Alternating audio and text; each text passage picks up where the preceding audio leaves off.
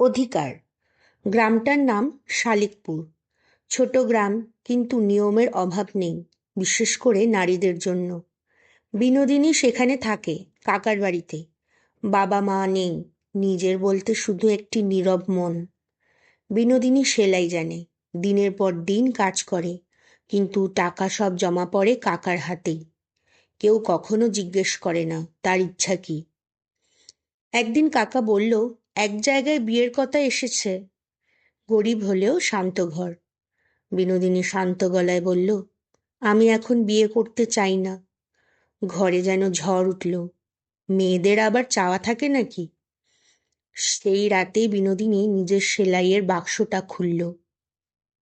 হিসেব করল, কয়েক বছরের উপার্জন, খুব বেশি নয়, তবু নিজের। পরদিন সে কাকার সামনে টাকাগুলো রেখে বলল, এগুলো আমার শ্রমের দাম। বিয়ে নয়, এই মুহূর্তে আমার অধিকার নিজের জীবনটা নিজে গড়ার। কাকা কিছু বলল না। প্রথমবার ঘরের নীরবতায় বিনোদিনীর কথা জিতে গেল। সেদিন শালিকপুরে কিছু বদলালো না, কিন্তু বিনোদিনীর ভেতরে অনেক কিছু বদলে গেল।